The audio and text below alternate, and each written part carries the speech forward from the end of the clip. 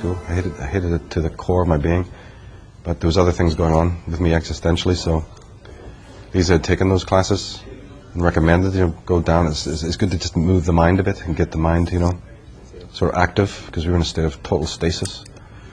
And I was so desperate, to think, and just move the mind and just get out of the rut, that I actually did go down to this college and signed on for the class. And in its own sense, it was one of the most important things I ever did, really important.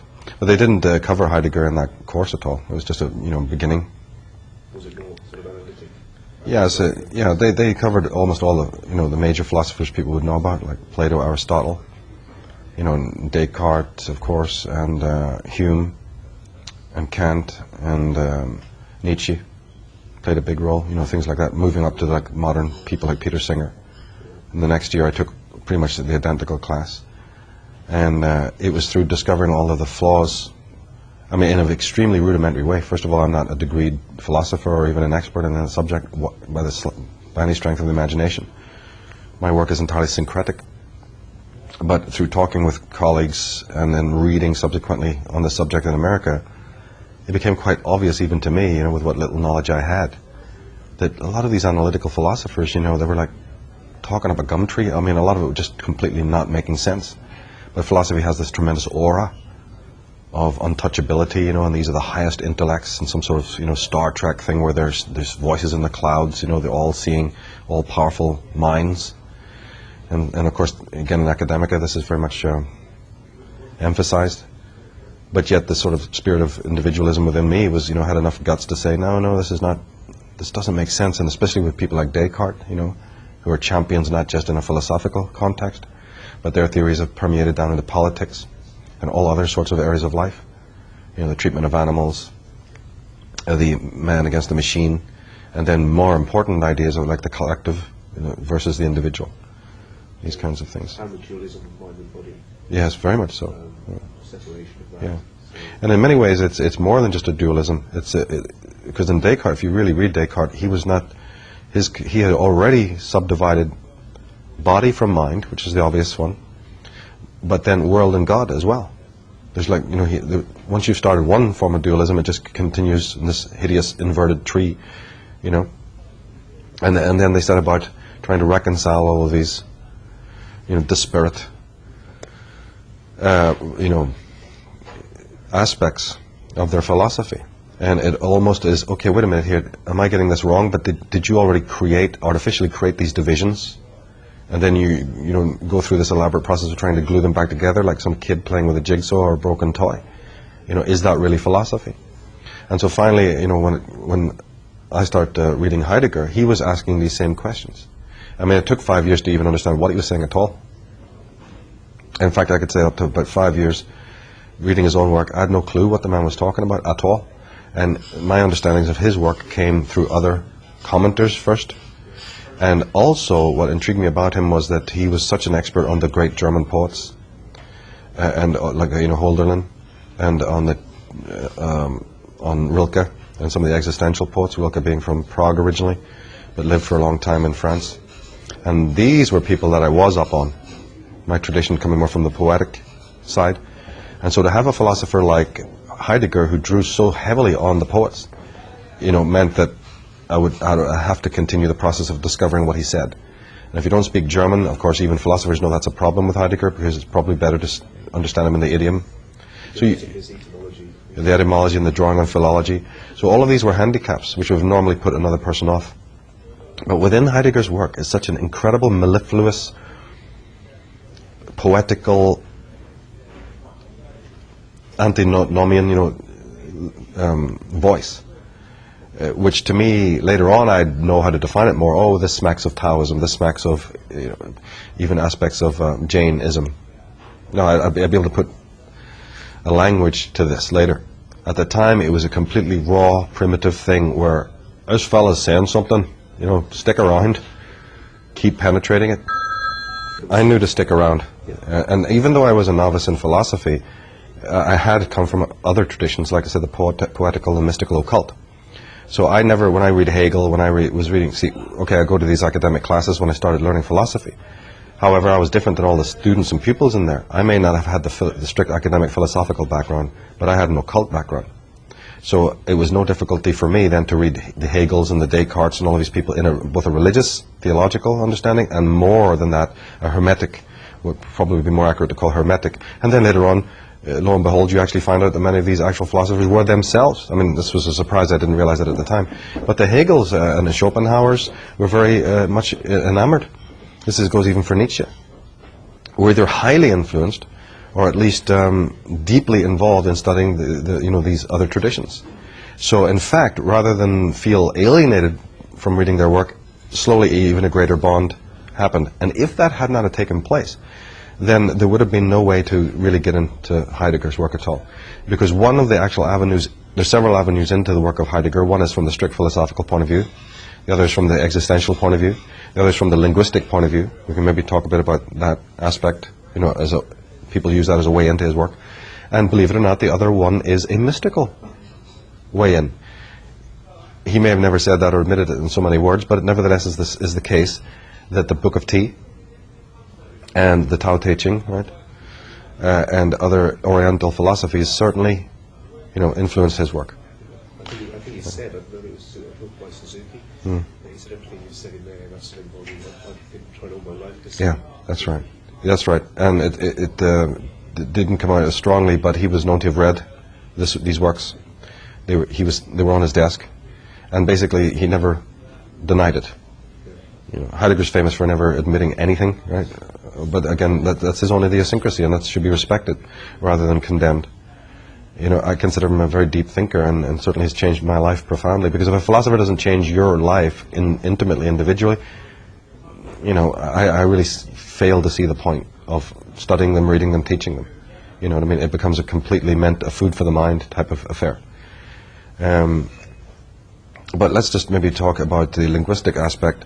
George Steiner, and other people who've been very helpful. So people coming to Heidegger for the first time, but have a background in linguistics.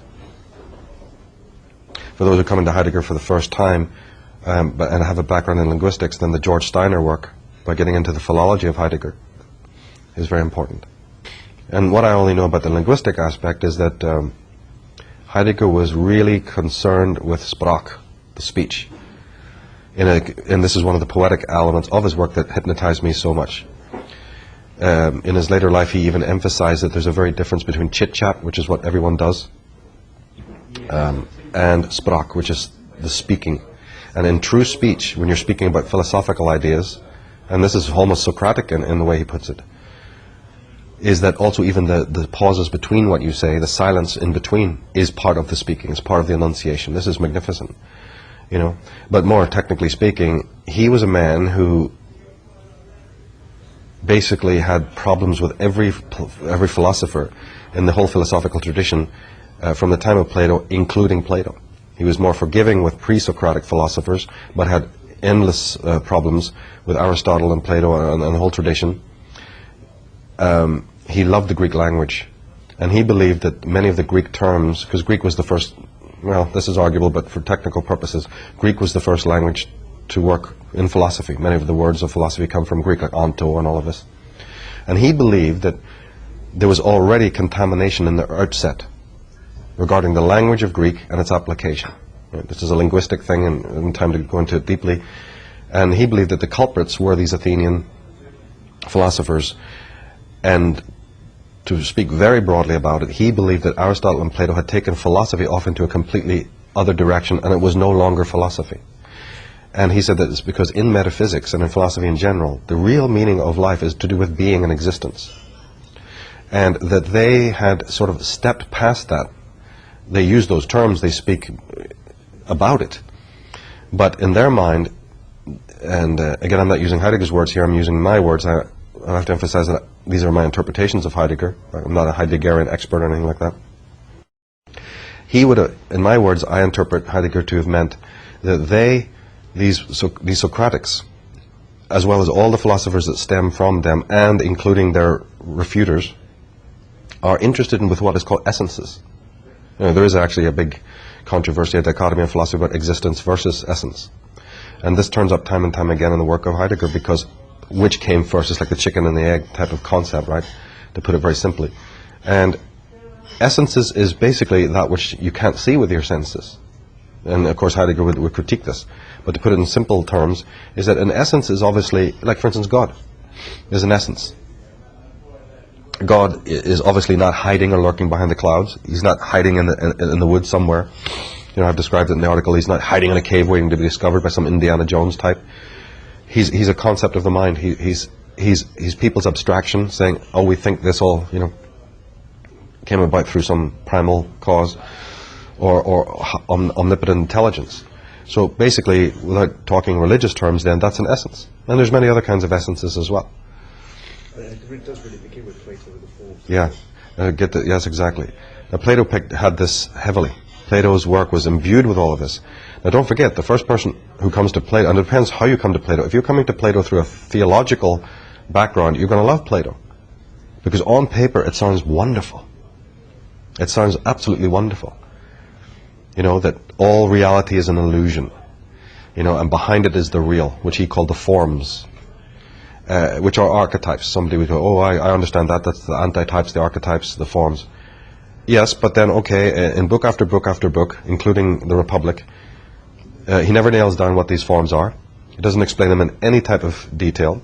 We've never been able to find them, and in 2,000 years, we haven't made a single ounce of progress to discover what these so-called forms are. So again, they were a hypothetical construct, which I describe as a mysterium. That's a singular word meaning mystery, mysteria meaning the plural of that. And I believe that the world, that's why I did this article and DVD, is because I believe that the world is mysteria haunted. Right? It's a philosophical concept. And Heidegger would have said that this all begins with the Platonics. Because even though it sounds wonderful and ever so mystical and ever so holy, and ever so promising of a final eventual enlightenment, that once you are able to contact this forms, or once they contact you, you know, the whole simile of once you come out of the cave, come out of ignorance, this is all wonderful, this is all romantic. And when it's these holier than thou toga wearing, you know, Athenian thinkers, this has enormously hypnotic, you know, it's a huge sell. Until Heidegger comes along with the bad news that it's all a bunch of bunk. But by that time, you know, the rationalist school had already basically foundered. By the time of Heidegger and the existentialists, the rationalists had died under their own weight. So his job was slightly made a bit easier. Nietzsche is basically the man who put the you know, he's like the Clint Eastwood, come on sucker, you know, puts the bullet through the, you know, the forebrain. Heidegger was the burial guy. He's the guy who, you know, dug the grave and covered it over. And Kierkegaard in there, you know, as well, to a certain extent. But who was it say? Somebody said that, you know, until they had read Nietzsche, I think it was like the dawn on the horizon or something like that. Somebody, it was Copplestone or somebody said that unless you've read Nietzsche, you know, it was like the sun had finally risen on the horizon of understanding or something like that. And it's so true. And this tradition, of course, carries on even in Aristotle, who appears on the surface to be a very practical, you know, rational disciple of reason. But in many ways, Heidegger would critique him too, because even the reason of philosophers is a mysterium to a degree, or an essence. To be more specific, Heidegger would have said, there is something that comes before thought, or there is something that is an object of thought that should be thought about, and that is existence. And this has certainly never been given anything like the thought it really deserves. What does he mean by this? It's the whole essence existence thing again, but restated in a way. Obviously, in order to think. Okay, let's take it in stages. Descartes addressed somewhat of the same question. What can I know? I see the world. I see the world around me. I see the shapes and forms. I have an idea of myself, you know. But I can see a candle looking like a real candle. But if it melts, it looks like wax. Are those one and the same thing? Clearly, they're not. So I do see things, but my senses could be deceived. You know, I could see sheets of ice. You know, the whole landscape could be covered in snow. Am I aware that those are made up of individual snowflakes? Of course not. But they are, right?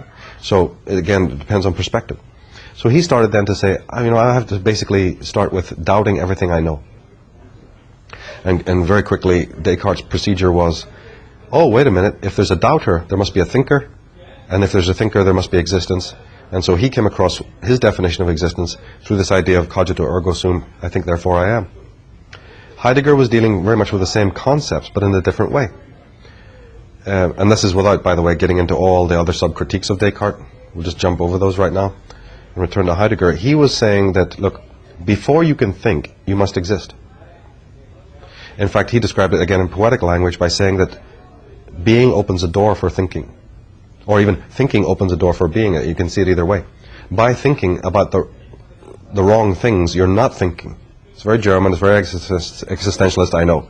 But you know, this is, to me, this is extremely profound. By not thinking about what thinking should be thinking about, you're not thinking. And the ultimate goal of thinking, which another philosopher would call an object of thought, is existence. No one today is thinking about existence or being, right? Because you're not thinking about existence and being, you're actually not really thinking at all. And therefore, Heidegger had a multiplicity of ways of describing that inauthentic, to use a very broad existentialist term, inauthentic state of consciousness that he subdefined as being das Man and all these other terms that are sort of irrelevant for this dialogue here. But he basically divided man, as Kierkegaard did, into the authentic and inauthentic individual. And the inauthentic individual is thinking, but he's thinking about, you know, things that are not important in a philosophical sense. And then, relating to what we've just been saying in the last lot of minutes, he includes that to be the highest philosophers of the land. The greatest philosophers who ever lived, he puts into that same category, perhaps for slightly different reasons, but nevertheless, he put them all in that category. A guy like that's not going to make any, he's not going to be invited to too many parties, and he's not going to have too many friends. So this describes, you know, the backlashing against Martin Heidegger. He said that thinking opens a door for being to enter. He really often spoke in terms of being in the German as a presence, as an actual thing, it's you know, a real thing. But to stick more to what he was saying, when you are thinking about existence, and he then even changed, again, he changes the terminology. He moves from saying you think about being to that you care for being. He changed the term. In German it's Sorge, right? It's a profound sense of caring. Other people would call it loving, and of course then we have all the baggage that that word has, so we never use it. Caring is a far deeper word. In fact, Thomas More, the author, pointed out that the word cure, which meant priest, is the equivalent of the word care. And in Thomas More's work, he said that at a time of great grieving, like at a death of a parent or grandparent, everyone gathers, everyone dresses in black, everyone is somber, and everyone's in deep grief. The cure, or the priest, is there to remind you of the presence of death. And not that they're actually doing this, of course, the Christians, but that's the theory. And the higher theologians know this. He's there to be the presence behind the grieving, to say all is sorrow. Sabhe dukkam, you know. And he's the one you rest on or you turn to say, Father, what is this all about? All is suffering, all is... So the presence of the cure is to remind you, wake up from the cups and the saucers, like Rilke has so beautifully described. Get up from the table, walk out and find the church that your fathers forgot. Answer the call of being. Theology, of course, has abused this. So have the philosophers according to Heidegger. Let's bring it back. Bring back the intense awareness of the care of your existence. How it becomes existentialism is why I'm most intrigued personally, is because he's saying care about your existence. Do not contaminate what I'm saying with the care of humanity's existence, brother, next door neighbor, the underprivileged, the oppressed, whatever. We're talking only in existential terms here about your own profound relationship with yourself, if that's even possible. Which Heidegger doubted because he had a whole class of people who can't do this, the inauthentic Das Man. He was under no illusions about it. Neither was Sigmund Freud, by the way. But the point being that keep this private, because it's not your beingness, your sense of existence is really ultimately not the same as others. Later on in the second part of Being and Time, he spoke more broadly about mass movements, you know, and how we are kindred. So he wasn't an existentialist in the hardcore tradition. He also talked about all of mankind's responsibility for this.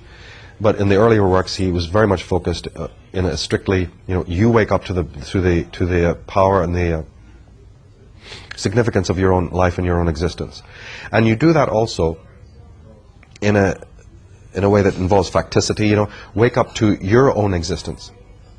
And on a recent interview on Red Eyes Creations, I tried to give a few, it was very brief so we couldn't get into it, that might even involve people to do certain meditations. You know, in fact, it might even take a physical visitation. I mean, literally for a person to go back to the street and look at the front door of the house in which they were born. Of course, a lot of this can be done mentally. Lie in bed one day and just think of your whole life from the beginning, from day one, the cot that you were born in, the smell of the blanket, you know, the pencil that you wrote with in school, all the various smells and odors that you knew, what it felt like to see an animal for the first time, what it was like to be transfixed by a painting. All those experiences, the feeling of water on your hands, hot and cold, pain, sorrow, you know, the light coming through the window, whatever. These existentialistic visions are not collective. Somebody would say, oh, what they are. Everybody has an experience of fire and water. From Heidegger's point of view, that's irrelevant. No, you are the one who had the experience, and that particular experience is absolutely unique to you. It's only later on, because you have to coexist with other people, and you have to seek approval from those people, and you have to wear a social mask, that then you lose your center and selfhood and the uniqueness of these experiences. I always point to the movie Fearless, which I believe is from beginning to end an entirely Heideggerian film. There's others as well.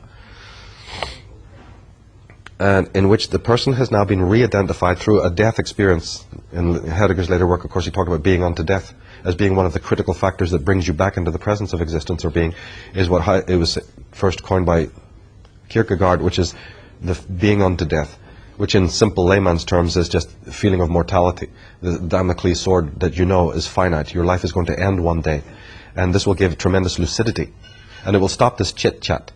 And it will stop this irrelevancy that exists in all people's lives. It's facticity again. Death is inevitable. Of course, he'd hope, as all Taoists and philosophers hope, that it would go to the level you're talking about, where a person would have a daily, momentarily cognizance of death imminently. Yeah, you're talking about 1 in 300 million people, right, who may have that. And even then, they may not have it in an authentic way. It may be a paranoid, neurotic. There's many neurotics all over the world who go, I never stop thinking about that. Yeah, because you're afraid to die, that's a different thing. No, seeing life and death in a philosophical way is a very Taoist thing, because they're acting all the time on one another. You can't have one without the other. It's the polarity, isn't it, between birth on the one hand and death on the other, and the mysterious current of life. Sufis, for instance, say that between each breath is a pause. Right? You have life, you have the death, and then new breath. So it's literally there in everything, is the so-called death. That word is so loaded, of course. And this is why Heidegger was, like I said before, you can enter his work through, if people are interested in linguistics, because he was a real wordsmith, in the sense that he altered and changed words in this way in order to create a new language to describe things that are so contaminated that we simply can't understand what he meant, or a good philosopher like him, because the word is so loaded with prejudice. So he literally tried to coin his own language, and most academic commenters on Heidegger applaud him, think he did a good job. He has some critics, but you know, the intelligent people who think he did a wonderful, wonderful job, including using this word Das Ein.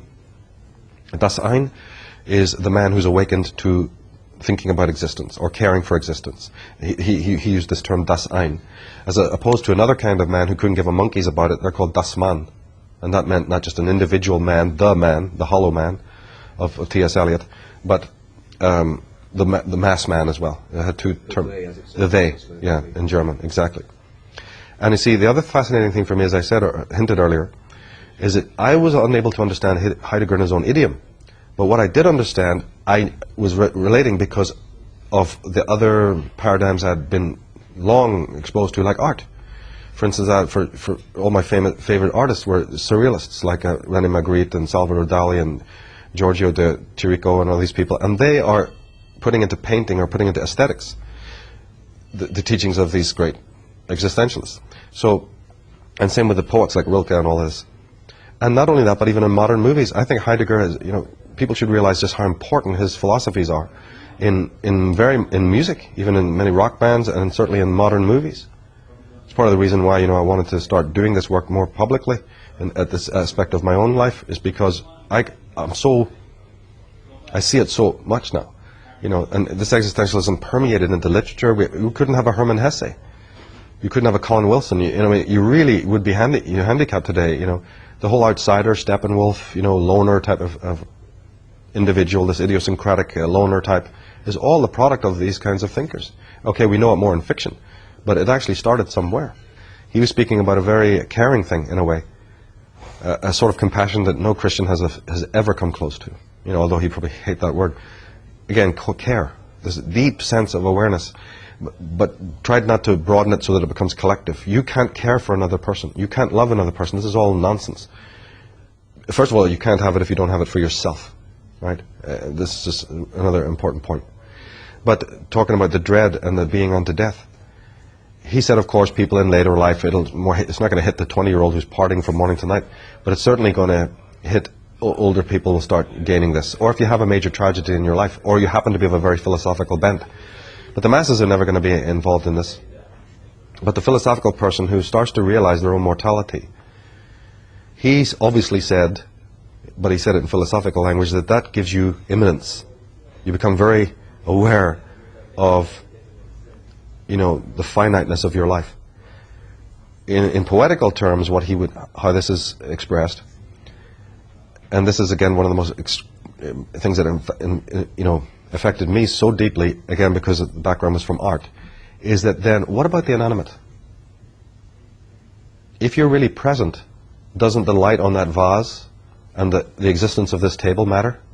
The chair I'm sitting in is just a dead thing that just happens to fit your ass, and the door handle just happens to be a thing you open to the door. And the great sculptor Henry Moore would have perked up at this point, because Henry Moore, from birth to death, kept talking about how people just relate to things functionally. You know, this is a man who created a sculpture, you know, a beautiful nude, because the hills in the background had the same shape. So if this is going to be in a museum courtyard, he's already thinking about the topography around. That's Heidegger. That's existentialism. That's the understanding of the microcosm and the macrocosm. We have no conception of this. We'll sit behind a cubicle for 60 years. You know, we'll be suit and tie and, you know, just complete prisoners without even noticing it. Right? So again, to speak in aesthetic terms, he would say, like William Blake had said so beautifully in ages past, is not the rain, the wetness of the tiles, the dew on a horse's back, the leaf blowing down the street, human? It might even be more human than you imagine yourself to be, because existentially speaking, if you're a Das Man, maybe you don't even deserve that term human, and even other inanimate things have more humanity than you do, because they are present, they're in the now. So the thing that really interested me and really motivated me to keep studying him was this thing about the inanimate, because independently and privately I'd come to the same conclusion. And that is, we become so dependent on other human beings because we seek the approval. We need their cues and affectations. Then, unfortunately, like all the psychologists have so many times pointed out, and then you don't get it.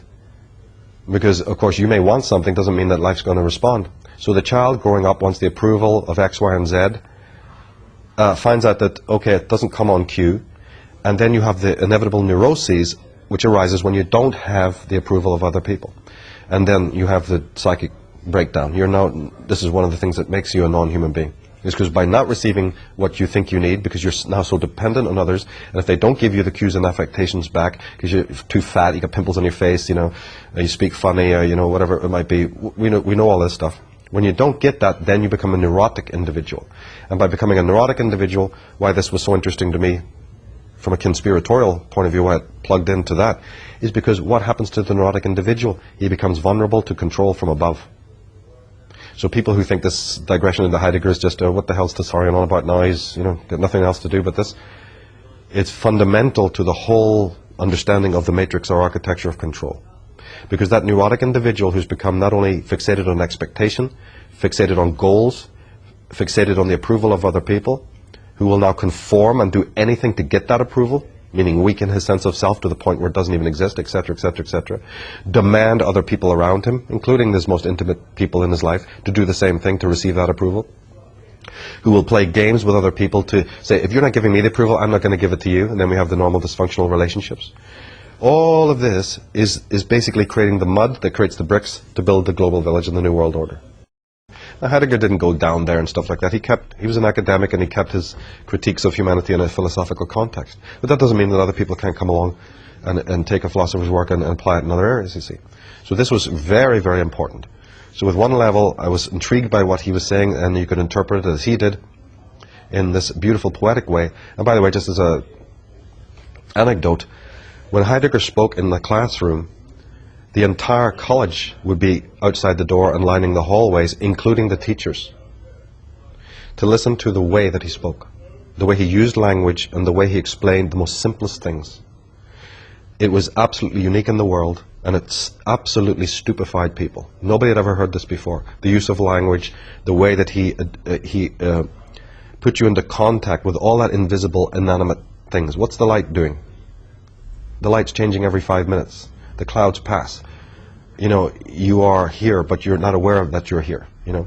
And all of these other anecdotes that he so wonderfully brought out. This was intriguing to people. It took philosophy in a completely other direction. And of course scared the bejesus out of all these New Yorkers and other, you know, people who thought they were the hegemony in philosophy, you know.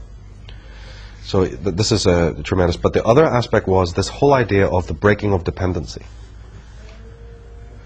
You can't come to selfhood if you are utterly transfixed by the levels of approval and status quo of other people. Then if we shift gear a bit and talk about that, Heidegger also, his ultimate metaphysic was that there is a reality, but you're never going to find it. First, if you don't have the care for being, that's fundamental. But even leaving that aside, you're never going to find it expressly through the operation of reason. Oh, don't say that. Well, the philosophy is based on that. What are you talking about now? He said, I've already told you that thinking is later, it's one stage later than existence. Reasoning is one stage later yet again. How can reason ever know its parent? Any more than a baby at 3 can understand that its mother has her own name, she's dated X, Y, and Z, she likes this kind of perfume, she has her own life. It's impossible. The child only sees an image of the mother in relationship to its own needs. It cannot understand what parenthood is or any of these other things. So in the same way, reason is inadequate. Reason is brilliant. All philosophers have the highest respect for reason. But the Heideggers of the world will always remind you, and I put it in these words: you have one life to live, and you have infinite things to know. Stop right there. Do you not see the contradiction? You have infinite things to know, but you have temporary time to know it, and you admittedly, the highest scientists admittedly tell you, and the reason by which you're going to know things is limited in and of itself. I think we got problems here. I think we need to have a roundtable meeting in the whole world over this point. Do you mean to tell me that I might have existed for 30 years or whatever many years, and you never told me that there's an inherent contradiction in all of this? Then maybe the Taoists are right. Maybe the Heideggerians are right. That they posit that there possibly is an all-knowingness, but it's certainly not going to happen through the aspects of reason, by the simple, clear fact that you have one short life to live, an imperfect reason that can be mistaken, and yet you have infinite things to know. So the only answer is you're either going to not know everything, which totally radically changes everything, you know, we're about, or you can know everything, but you can't necessarily use the road of reason, and also science and technology, which are based on reason. This is what you said regarding scientism, not being able to give the Right. life. Scientism is a perfect way to express it, because otherwise people think you're bashing science. I'm not bashing man's technical abilities. We're talking philosophy here. We're not critiquing, in fact, everything we've got. Painting a picture, riding a horse, creating a fishing net to catch fish, putting up a tent, obeying the climate when your tribe moves is all technology, technicalness. It's a technical ability. Making the cell phone, making the computer, making the camera.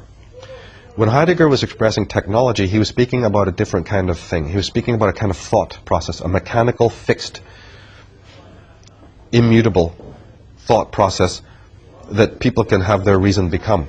He wasn't against reason, but he was saying, what is guiding reason? If care of being, if das Ein is not guiding reason, then reason will get into all sorts of problems. And he would have pointed even to the great champions of reason as being the men who got into the problems, ergo Kant and Hegel and all of these people. And he wasn't the first to say that. In other words, to make it simple, the disciples of reason, that I call the disciples of the Mysterium, crumbled under their own weight. They are the first to show you that their systems were unsustainable. Heidegger would have said, there you go, that's what I'm talking about when I say that reason operating on its own is incapable to have all-knowing. Maybe then you might have to say all-knowing is impossible.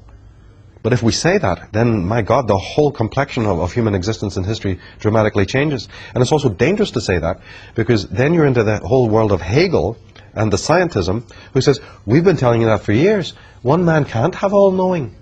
So it's a chain of men down through history. Now that's tantamount to saying the individual is but a domino in an endless chain of faceless scientists, faceless technicians. We're into the world of H.G. Wells, and again we're back to Big Brother again.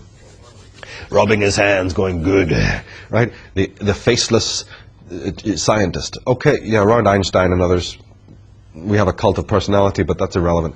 In factual terms, the scientist is absolutely anonymous. He's basing his science on previous scientists.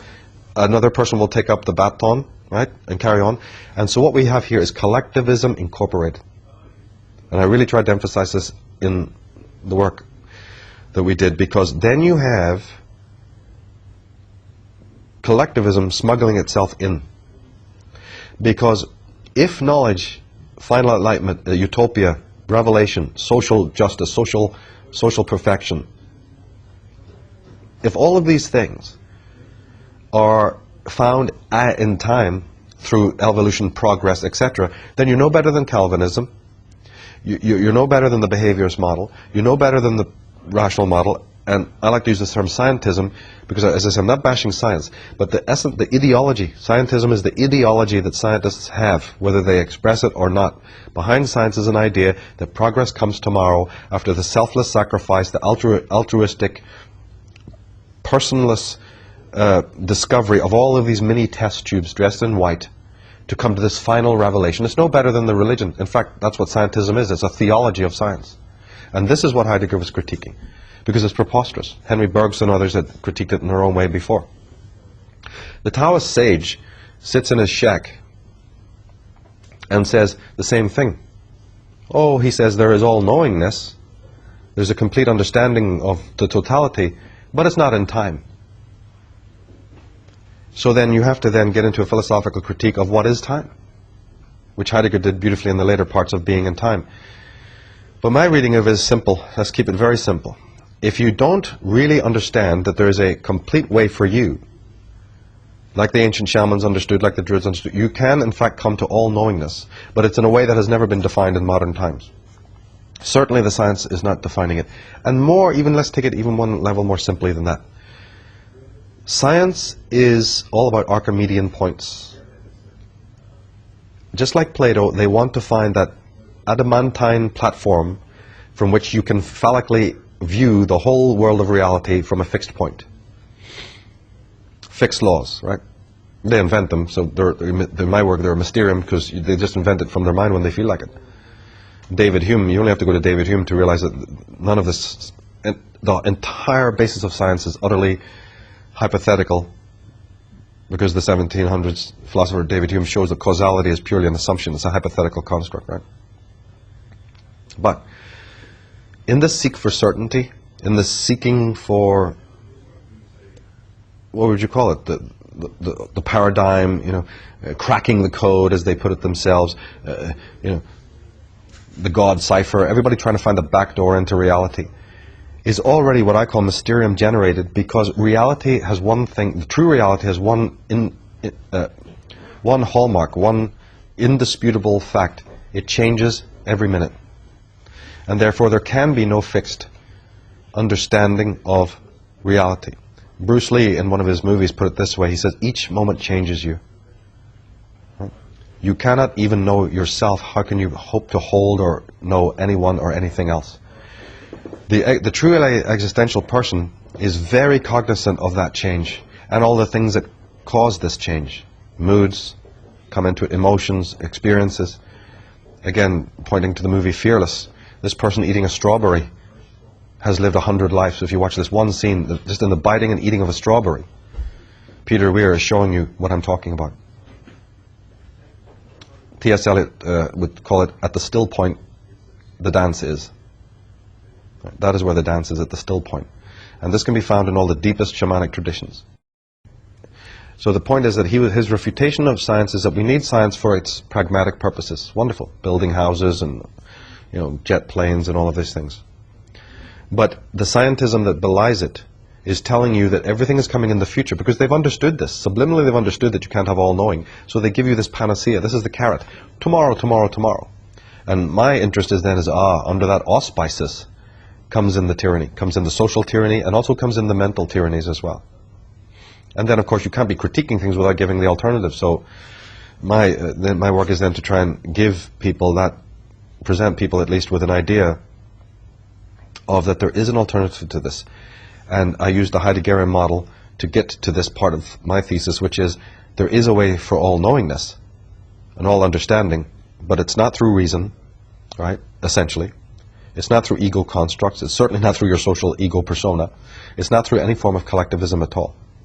And it's not necessarily even through human beings, in your relationships with one-to-one human beings, which has become the whole cult of, well, you can't know yourself unless you know other people. That's true to a point, right? It's very valid. But the turning within, and also in my canon, you know, from the Druidic point of view, what about the inanimate? That's even a misnomer to even call things inanimate. It's hideous to call the light or a table an inanimate object. This is, again, this speciesism, if you want to call it, or some form of, it's a form of tyranny, actually. And then one other most important aspect to this connects directly with my theories on the Mysterium, which ultimately are based in psychology, or let's call it existential psychology. The Mysterium is basically an account of all human neuroses.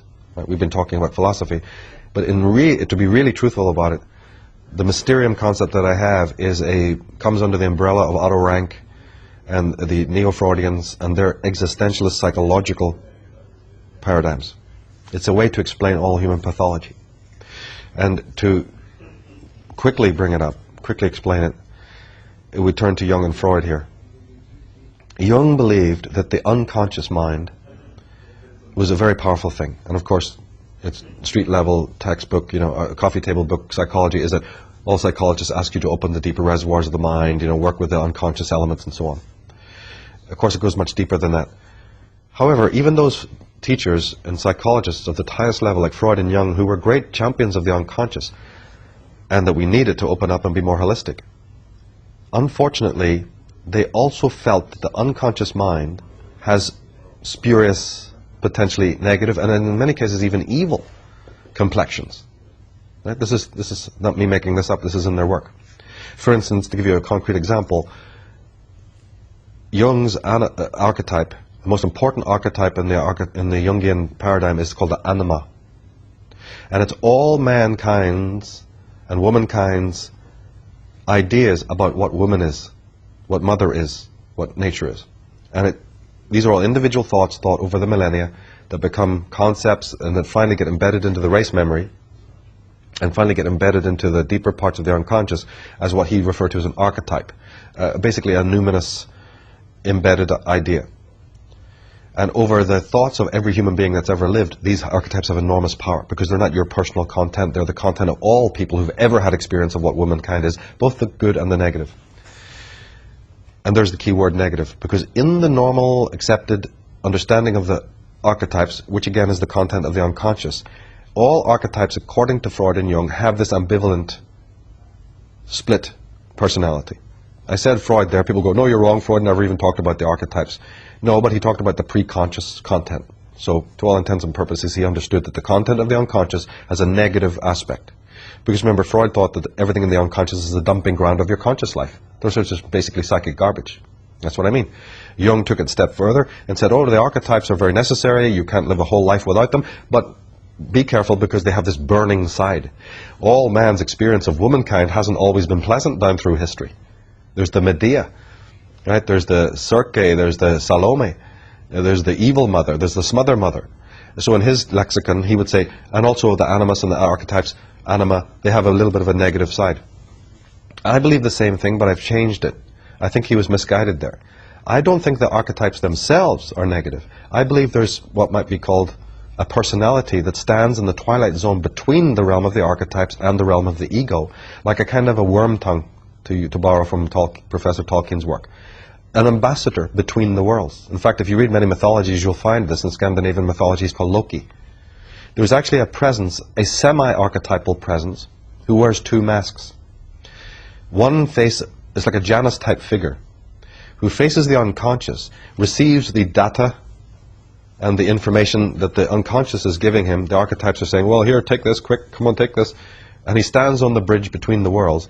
But he turns around and brings to the ego all this content and information, but he's first censored it, in the same way that a prison warden will censor the information that's being sent to a certain prisoner. And that's what we are in the realm of the ego, we're the prisoner. The ego thinks it's getting uncensored information. Well, first of all, the ego has its own defenses against the unconscious, but even leaving that aside, when unconscious content comes into the ego, as a matter of fact, it's already been processed by the intelligence network.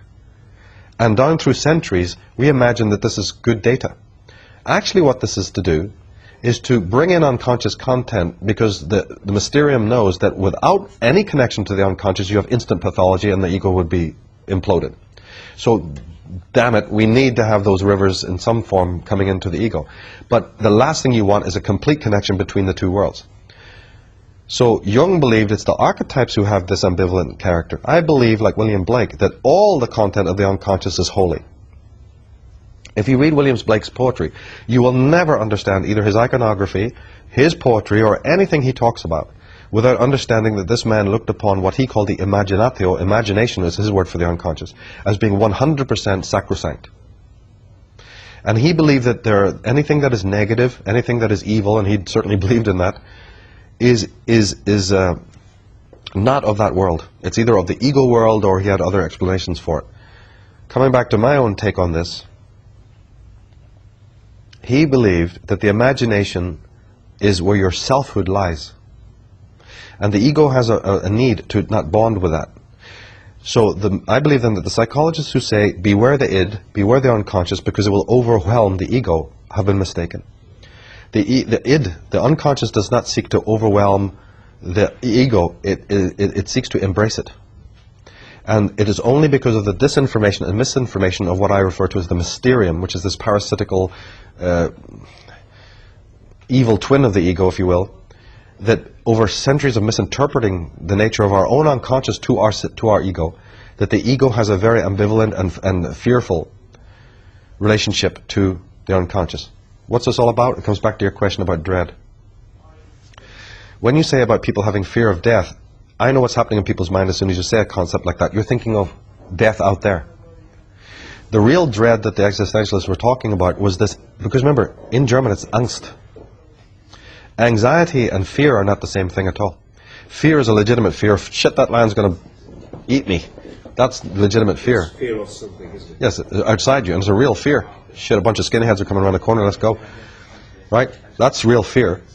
Angst is some indefinable aspect of yourself that you're not in touch with, that's keeping you awake, giving you depressions, making you feel real low, you know, all the mood. That's anxiety. The dread, when Heidegger's are talking about being unto death and the fear of death, he's not talking about, oh, there it is, you know, death, I might be hit by a train tomorrow. Of course we don't bother with thinking with that, and if we did, we'd be neurotic. He was speaking about, you know, I'm not going to go out, you know, I might get a cold if it's raining, drop a rain on my window, you know, I'm going to catch pneumonia type of thing. Sounds like my family. Anyway, the point is that, you know, yeah, if you kiss a girl, you know, she's going to get pregnant. The thing is that the angst is an internal thing. You know, it's like Clint Eastwood in High Plains Drifter. It's what people know about themselves inside that makes them afraid. You know, it's what inside we have the fears. Touching that positively is good, but the ego has a tremendous feeling that this thing that it is defined in negative terms as this murky ocean, this pleuromic, nebulous, threatening unconscious, is ready to wash up and overflow it. And you have this imagery throughout psychology and even now in the mainstream. This has no meaning for Blake. This has no meaning for Rilke. This has no meaning for Holderlin. This has no meaning for, you know, the existentialist poets, or for Dali, or any of these people. It had no meaning for Nietzsche. Nietzsche's going, dive in. Dive in. It'll be okay. You'll float. What? You know, no, let's build some canals. Get a boat. Where's my oars? You know. He's going, no. The Hopis are saying, it's okay, let go. Let go. You'll handle it, right? So we have this consciousness, which is the boat. And we have the oars, which is the ego. And the more you're pumping the oars, you're letting the ego decide on your navigation system. Without the oars, the boat will just follow the course of the river. So we're not we're not, how would you say it, debunkers or deconstructionists in the sense that we don't want to have consciousness or egoism for that matter. But we are saying that the river knows where it's going. And that which designed the river knows where it's going. Schopenhauer, for instance, had probably one of the most powerful explanations of this. He said, imagine life and death like striking a match. When you strike a match, the match is matter, it's a wood, and it's a bit of sulfur at the top. You strike a match and this etheric thing appears, called a flame. And then, like a candle or a match, the flame will eat up the matter, the content of the physical matter, and then expire and disappear from whence it came. What has happened? The match, which is the body, the human body, has expired. But the light that came into that body, or, you know, in other words, the flame on the match, you could strike another match and there's that flame again. In fact, you could fill the planet and the universe with expired matches and the flame is not reduced one bit. So he said that that which is matter can perish, but that which brought matter into existence is imperishable. Blakes of the world, Rilkes of the world, Magritte of the world, even to a certain extent the T.S. Eliots of the world, and other individuals have an understanding that this unconscious realm is that all-pervading. Now it's being given, you know, here we got the Greg Braden cult, and we got everybody else calling it the Stills point, and we have a whole new languaging which is fantastic about this realm. And once a person allows themselves to get in touch with this, you know, then we have the problems. Then we solve the problems. Now, remember I was just saying a few minutes ago that my work is to present people with the alternative to the problem? So all this languaging about oneness and all this languaging about doing that, which means merging with the unconscious, in my opinion will never happen until we negotiate this Janus-like parasitical worm tongue magus between the worlds entity. So all talk about, yeah, it's going to happen, merging with the unconscious, bit of yoga, bit of shamanism, you know, you haven't dealt with the real problem. There is a shell around the ego, and it was born from a protective purpose. In my work I talk about how the ego and the Mysterium grew together. They're part of the same root. They grew from the trauma of the world which is caused by physical catastrophe. It was there for a reason. But it likes its suzerainty now. It feels it's the great protector of, it's what the Gnostics called the demiurge, by the way. There's many other ways of languaging this depending on what tradition you're coming from. And, you know, the Christians will call it the tempter and all of this kind of thing. But until you negotiate that particular aspect, and I call it the mask of the Mysterium, I've even described it as physically as wearing a mask. Not the same as a persona concept, but a different mask, a mask that's almost nailed onto yourself. And this mask has two different colored eyes. So no matter what you do when you're looking at the world, as long as you're looking through the Mysterium, you will see duality. That's why Descartes, Hegel, all of these people see a split reality, is because they have this mask on their consciousness that inevitably sees a split world, because the mind itself is split. This has been proven even scientifically by Julian Jaynes and people like that, who speak about the bicamerality and so on. So we even have now science that's proven this, and it's very recent. It's a very recent occurrence in life. So man is a very traumatized animal. We're dealing with the very early stages of this. So somebody say, well, are you optimistic then about the future, are you? Yes, I am, because this is a very early stage. And down the line, we probably will deal with the Mysterium problem. And we've already had people in the world who have dealt with it. Martin Heidegger, the Taoists, and so on. And we go from there. But Heidegger's work is very essential because he's a Western mind speaking in a Western idiom. I'm not necessarily a big believer that in order to give languaging to these concepts that you just dive over there into Eastern Tibetanism, Buddhism, shamanism, because a lot of that is covered with baggage, a lot of it has been corporatized, and a lot of it is patently false, including Buddhism and all of these other Eastern Oriental priesthoods. They're priesthoods of the same kind, they're just Christianity under another name. So I prefer to go to the philosophical and existential psychological tradition because they're speaking in modern, scientific, very actually easily understandable and contemporary terminologies, free from a lot of the baggage, even though it's arguable that they have their own baggage too, right? So it's a Western idiom, and it'll be Western people who work this out. It's very doubtful, even though you have Japanese, Taoist, Zen people who are onto this game, but many classes of people in the world are probably not even incapable of working this out because their thinking is not of this. They're entirely Mysterium possessed, Mysterium haunted. And again, give a little bit of an explanation of what the Mysterium is. It's just literally a concept of thought in which when you're looking for reality, you're not looking at the thing of existence itself. You're looking at an essence, you're looking at a god, you're looking at an ideology, a forms and archetypes, a face behind the clouds, or a social concept, like a social utopia, a brotherhood of man, a global, utopia down, scientism, progress in the future, food for all people, perfect socialism, perfect all of this. All of these are also mysteriums, and each person. So scientific dictatorship. But anything that has this glowing, numinous quality, that's going to be promising the future, and ultimately divorces you from yourself, is very much the Mysterium. And the Mysterium has its reasons for doing this. It wants to keep a division between the unconscious and the conscious mind, which is why the William Blakes are never taught in school, which is why the Dante Gabriel Rossettis or any of the people who worked either partly or very entirely to teach you how to link. They're, of course, downplayed, downsized in the academic world, and you have the disciples of the Mysterium being brought to the fore. So this is very palpable. This is not some, vague philosophy. This is absolutely going on in your in daily life, in which there's an enormous control of this, and the power of the Mysterium. Haunted person, they have constellated together in the world. They seek out other like minds, and they control the world. And they almost have a sort of a psychic connection between themselves. A lot of the collectivism that you see, my theories of Mysterium, are a foundation of that. They explain why this collectivism comes about, and what are the sort of needs of that, and why man is a neurotic individual. And one aspect of that is also very important to bring out, is that there actually is a mode. It came from Sigmund Freud, who put language into this, and he called it the Thanatos instinct. It was drastically and brilliantly modified later on by Otto Rank, who said that really the Thanatos instinct is not, as Freud displayed it, some inbuilt, natural, regressive element that drags all matter and all things down into, inertia, although that does exist, that entropy does exist. Rank said, no, the Thanatos instinct, the death instinct, is alive and well in Das Man. When you look at the world of the collective, there it is. Man in forgetfulness of being, in total absence of his self, is the Thanatos instinct at work. It's that numbness, it's that comfortably numbness, it's that forgetfulness of being.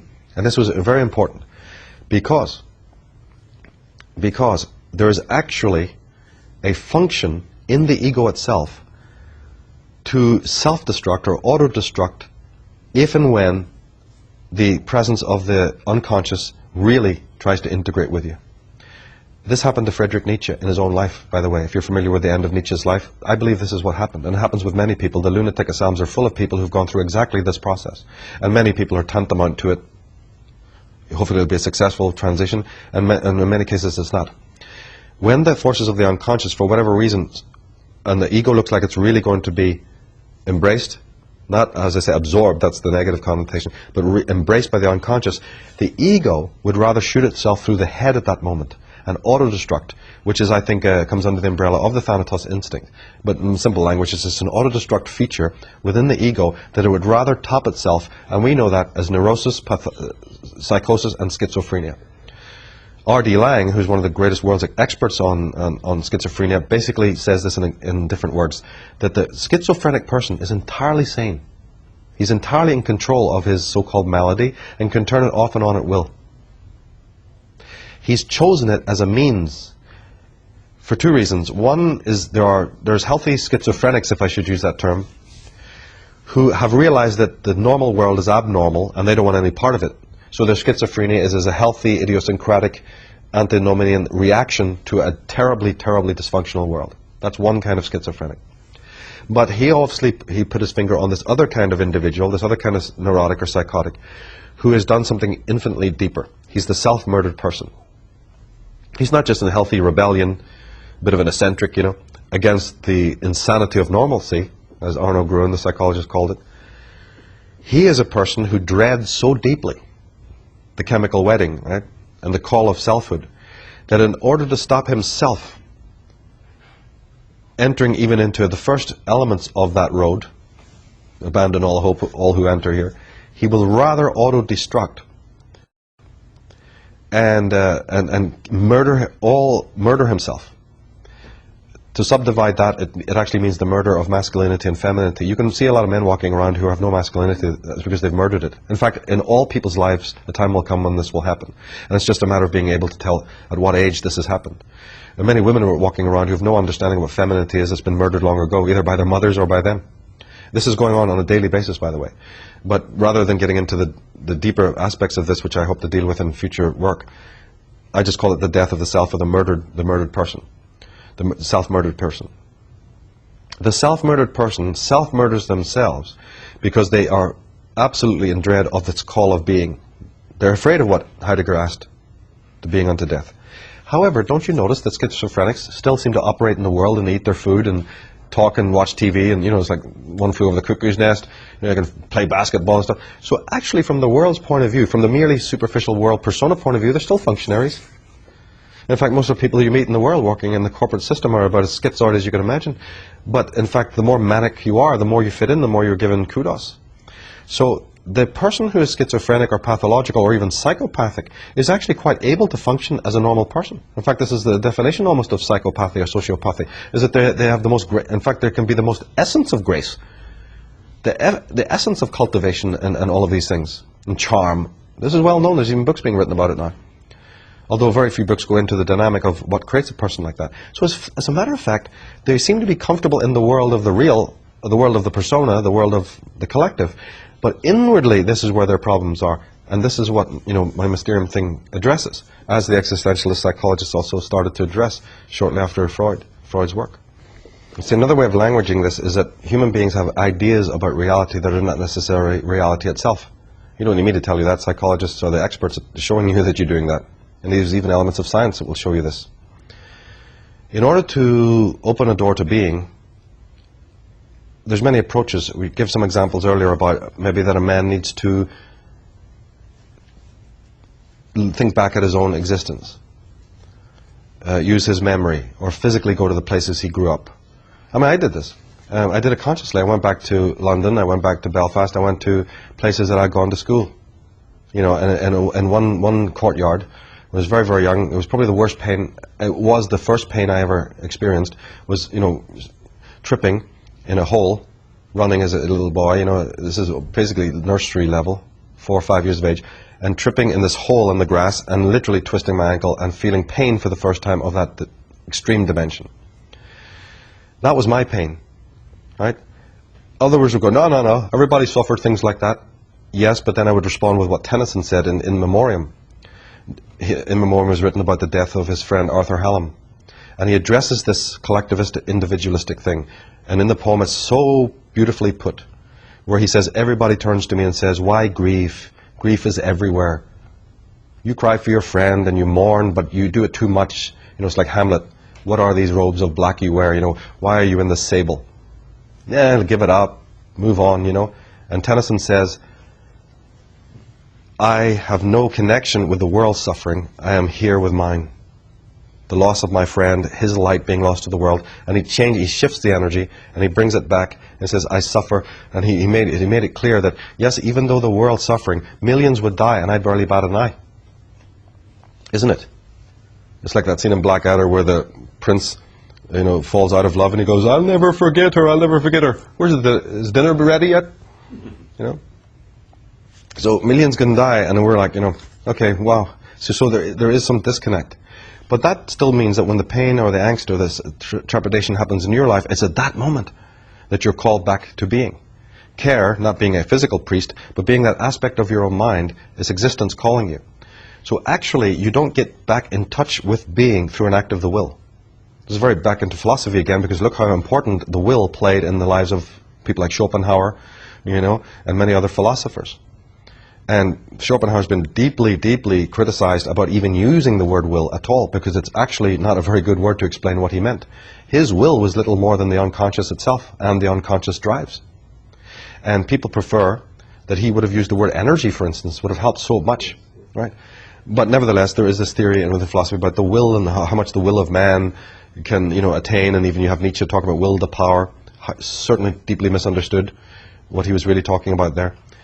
But to make a long story short, the mystics, the Taoists would say, it is not possible for you to get into touch with being by an act of will. Right? In the sense that what probably they're talking about there is it's not something you can do with the ego that is an absolute contradistinction from this, you know, that's basically programmed to shut being out. You can hardly turn to that doorkeeper, you know, and it's like a black guy going to, you know, a skinhead and asking for directions to the reggae club.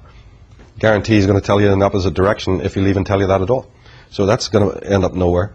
So that, you know, why, you know, don't let, as I said before, don't think that the tiger's going to lead you out of the jungle. So there may have to be then a different type of relationship with the self. And Heidegger has explained this in many ways. They do all agree that if you are conscious of death and this mortality thing, that's a good start in whatever way that you look at this. Or simply, as man tends to do, he comes upon a point in his life, every single human being in their life will come upon this soul-searching period, even the most, you know, limited person. What the hell's it all about, you know? I've such suffered this tragedy, I just lost a job, my wife took a powder, you know, okay, you know, life's a bitch, you know, or you just see the wars and tragedies. It's at these moments that, you know, the average person may wake up and all of it, we know all of this. Or another person may be transfixed by a piece of art or whatever.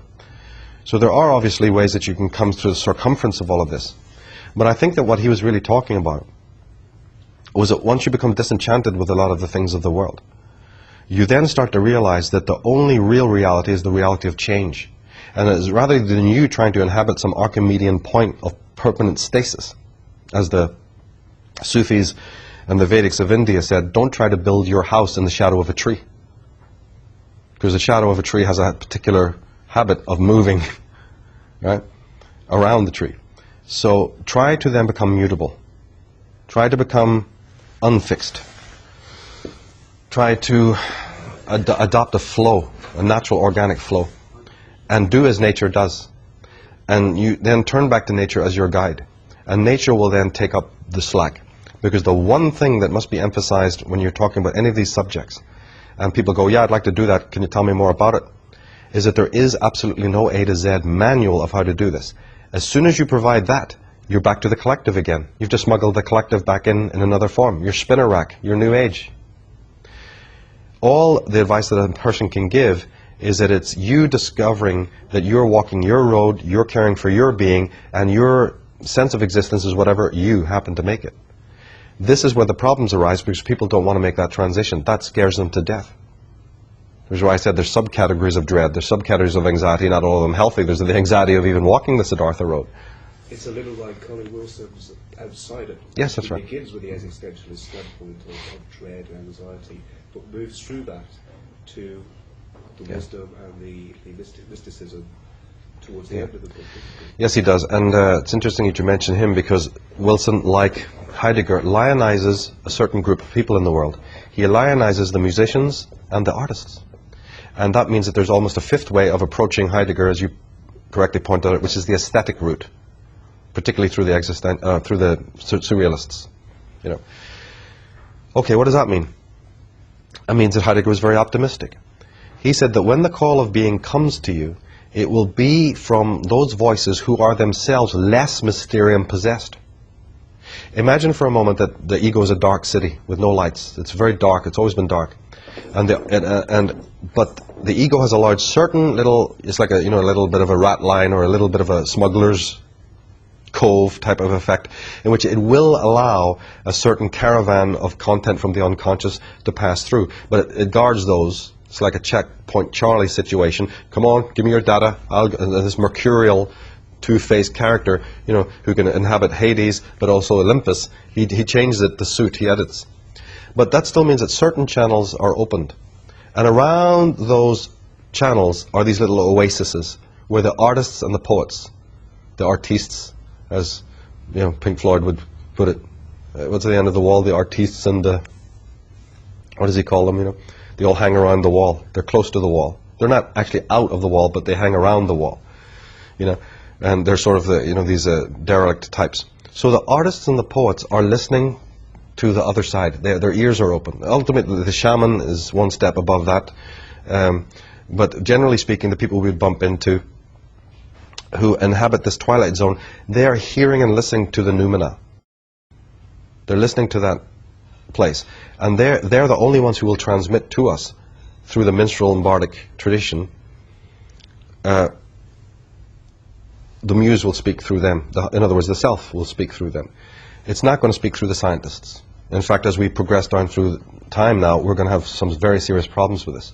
The global village is, in my rendition or interpretation of global village, it's what this is. It's a perfect prison to make sure that each man who's inhabiting it has no unconscious.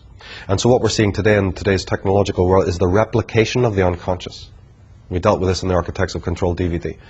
There's a replication or artificialization, or what's called a simulacra by the philosopher Jean Baudrillard. Is man becoming as plastic as he can be, as technological as he can be, and also through the virtual reality paradigms and the implanting and all of these other paradigms, is the replication of an artificial unconscious, because the real unconscious is ready to be buried. Religion was doing that under the name of theology, building the gates, or as William Blake would so perfectly put it, binding my joys and with briars. Right? Binding my joys and desires with their filthy briars. You know, he's incredible language for this. Now the theology got exhausted, even though they're still around, and the scientists said, we'll take over the job, bricks and mortar time, and we'll continue building the wall that stands between us and the self, which is ultimately reality. So therefore, at the little gateways and the little broken holes in the fence stand the artists and musicians. And he said that in these people is the only real chance, still, they congregate, and they are disseminators or broadcasters of this, unconscious element. Not all, of course. There's lots of things we could say about that genre and everything, but in pure sense, he spoke about the high-level artists and poets being the voice of being. And then my interpretation, I changed this slightly, or just emphasize a little bit more, and I'd say that these are the men who are less Mysterium possessed, meaning that they've either torn this Mysterium from their face, the mask, and thrown it down, and so they see reality as it actually is, which has a whole bunch of side problems that comes with it, let's also mention. Or they have come into direct physical, mental, psychic proximity to the Mysterium. When you pull down, and this was brought out in the movie Zardoz, when you pull down the curtain or the veil, or you try to go deeper into that place and seek the self, as Dante met a tiger in the first stages, as when he went to the underworld, you are now, the vulture turns to, you're suddenly targeted. What are you doing? And the Mysterium will now actively, not in some amorphous, unconscious way, but you will now be approached by the guard, these police. And this will obviously drive you insane. And so I believe that men are judged, their psychic constitution is actually measurable in the courage that they have when they come into the proximity of the Mysterium in whatever way is unique to them. Unfortunately, the Nietzsches of the world didn't make it. Others do. And it's almost like a crazy horse succeeds. But these are men who change the world. William Blake said, in his own words, how is it we have come through fires and are yet unconsumed? Right? These are the men who walked into the hells of hells, as Dante did, and emerged sane. They're very few in number. Because the Mysterium will now take you on directly. You will have to deal with that. At Star Trek V, the whole of Star Trek V, which is called The Final Frontier, there's a sort of a man that used to be Spock's mentor, a Vulcan, who is seeking for God. And they even use terms like chakari, representing that they're going through the chakras, they're seeking the final frontier. The final frontier is this, limen that exists between the conscious and unconscious mind. When he gets there, what happens is exactly what I'm talking about. The God that he feels that he meets, it's a very Jehovah-like character, and incidentally, there's all these Celtic or monoliths, these megalithic things that pop out of the ground at the time. That's an interesting aside. But when he finally meets this Jehovah-like figure who pronounces himself to be God, a few minutes later, the main protagonist actually discovers that this is nothing more than a projection of his own face. It's him. It's his alter ego. It's himself. This is magnificent. And then he chooses to dive in and try to kick his ass, and they have this fight. Very much like at the end of C.S. Lewis's book, where he also has a physical combat with his nemesis. At the end of The Prisoner, of course. And at the end of The Prisoner, there's a physical tussle. So this is the contact I'm talking about, where you will literally be brought into the presence of the Mysterium itself. Moses, and you know, the idea of Moses meeting God at the burning bush is another metaphor for this. And therefore, the strength, the existential constitution of a man, his psychic constitution, is measured entirely based on this, of how he's going to then deal with that tribulation. So basically, to finish off, you know, to round it up, is that in the idioms of the poets and the shamans, the poets and the musicians and the artists, there is a tendency to be able to get into contact with this, you know, presence that's been referred to in German as being das Ein, and in other traditions it's called in different things. And if you have to use the word, because you're absolutely coming from the religious world, spirit or soul, by all means. It's just it has so much baggage, you know, it's preferable not to use those terms. You know. But this is the perfect thing, and there are many good examples of this. And of course we know that our love of music permeates everybody's life. You know, there's certain things that, I mean, she's going to be there regardless of how many phallic towers you build and how many cubicles you build. At some point, you know, in some other way, that force will enter through music or poetry or what have you. And it will be there in that moment of soul searching. And of course, Jung discovered this because, as a psychologist, dealing with some of the most repressed of his clients, after they even had maybe even the first one or two breakthroughs, they're painting mandalas, don't you know?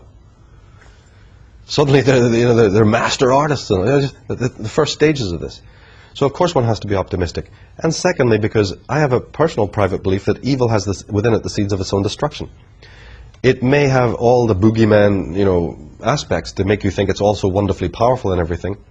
But then, like in some sort of Doctor Who crazy Twilight Zone thing, the big shadow becomes this little tiny baby or kid, you know, this little ant walking about. You know, which in the Sufi tradition, they say, you know, can just be dusted off when you find out what it is.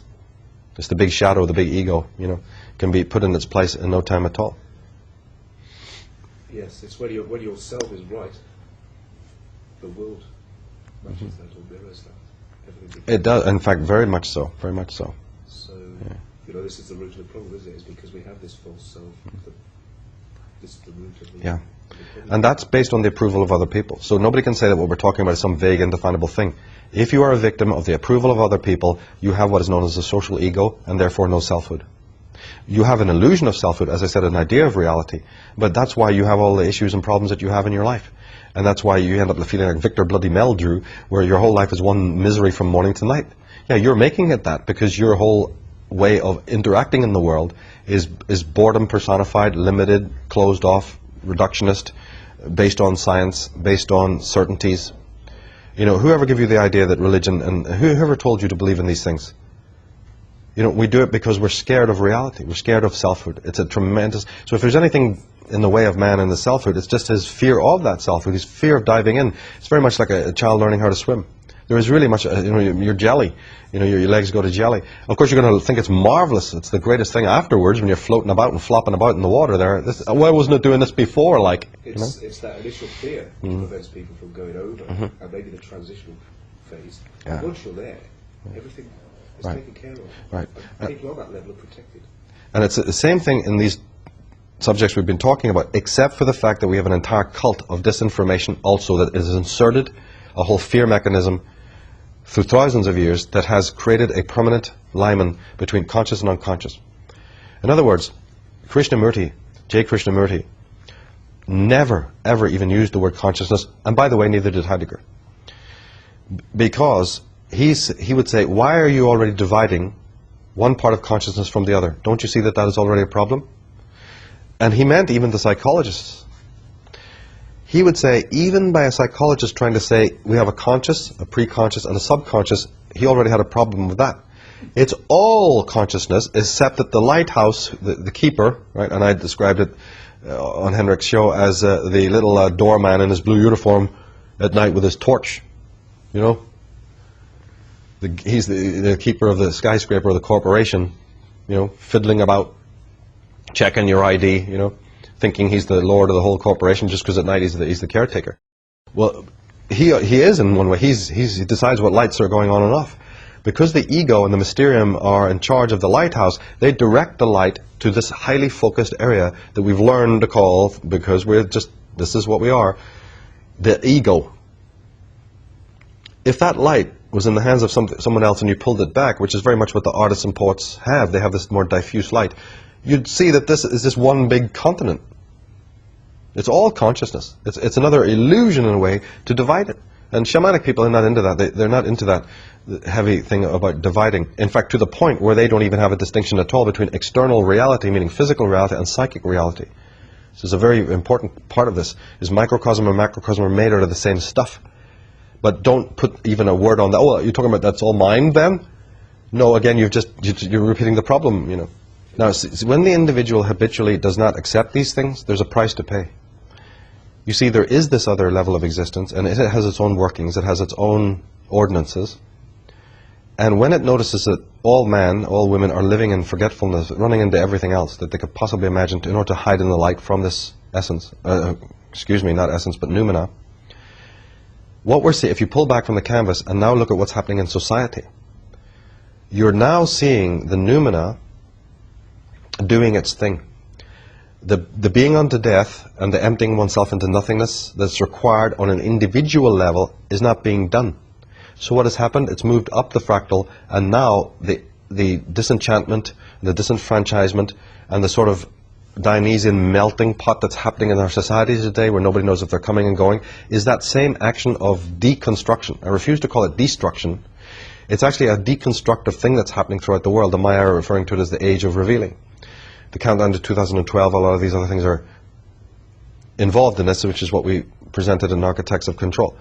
The idea being that what you do not do, your character is your fate. Right? Jung, it'll appear in front of you. Freud, what you repress will appear in front of you. It's a very, very well-known fact. Well-known theories. What is happening now on the social level is that this deconstructive untying, loosening, is taking place, because people have been so rigid and they won't give it up of their own. So now there is a meltdown, economically, socially, and so on.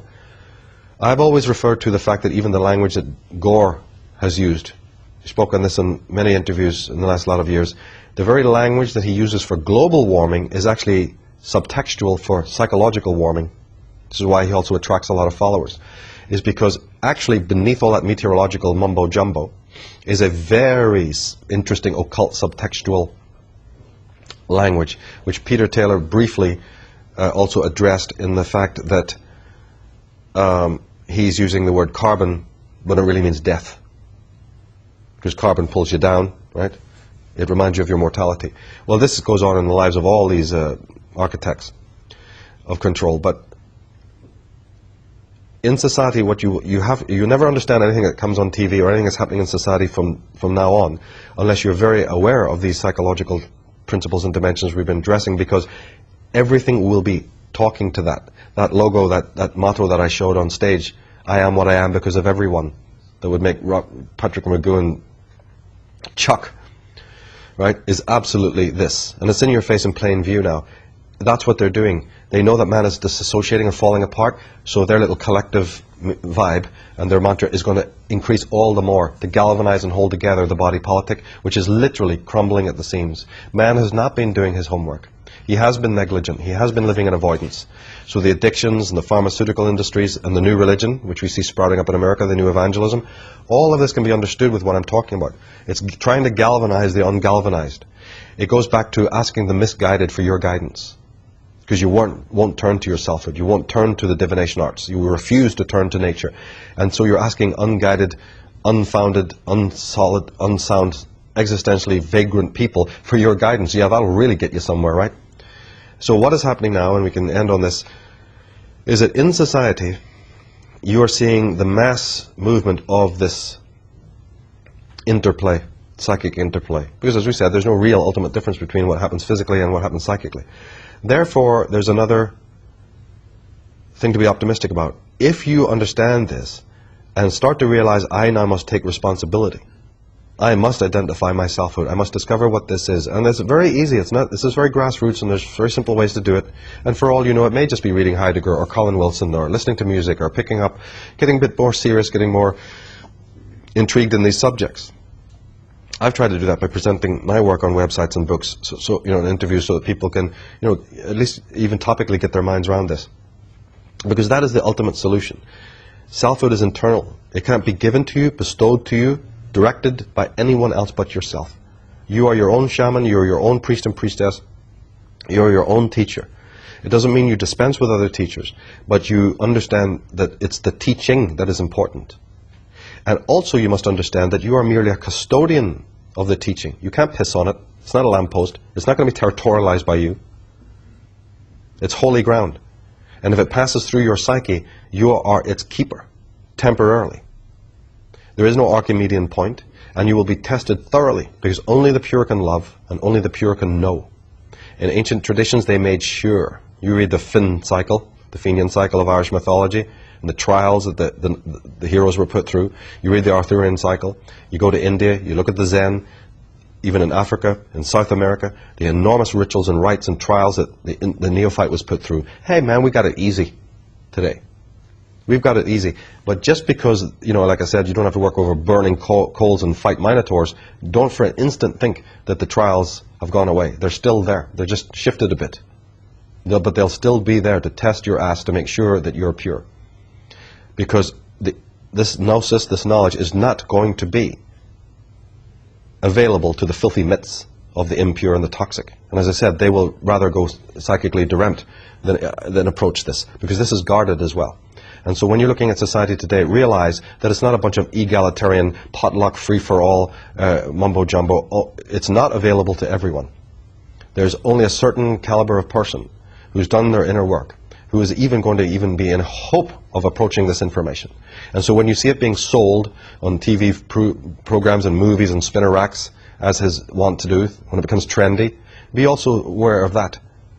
That is again this faux version, the smokescreen version, to help galvanize you. Because of course, if you don't clean something, you can always do a spring clean, right? You can clean off the surface rust. And so every decade or so, Big Brother puts stuff out there to do the spring cleaning, to give the sheen, to give the appearance of health and sovereignty. But that's because it doesn't want the real thing to sink in.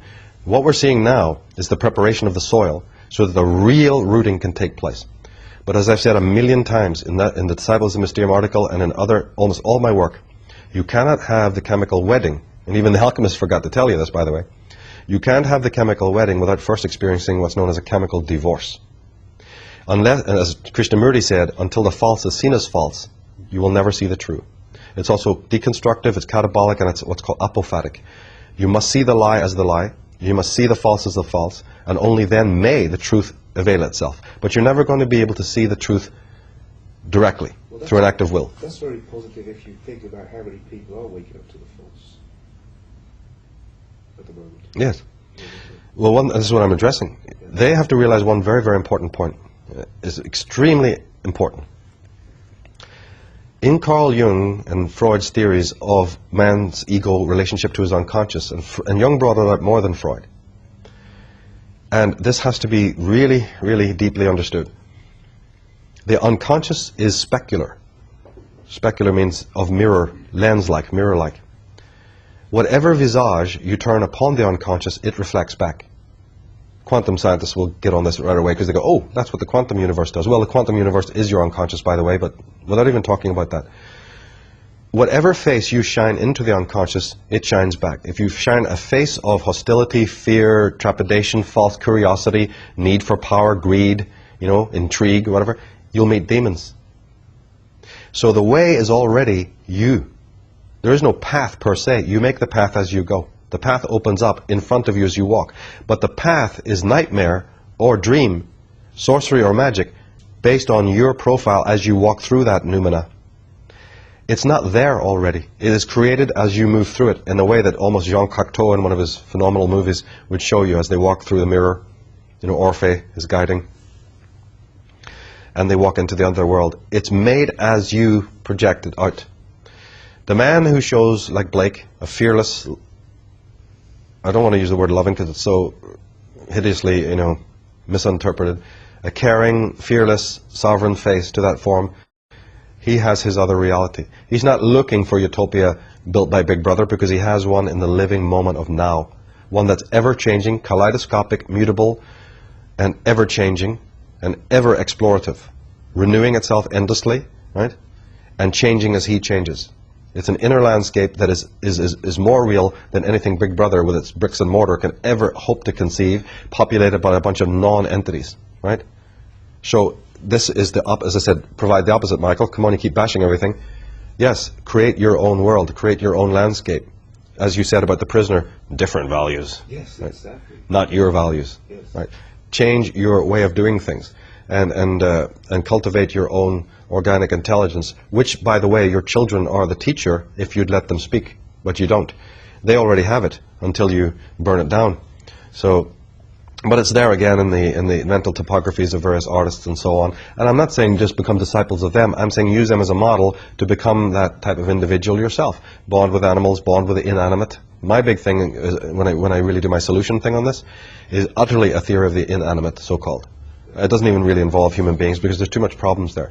My thing is an introduction to people to get in touch with the inanimate around them, starting with the room, the clothes they wear, and the light, and the window panes, you know, and that whole existential examination of the so-called inanimate around us.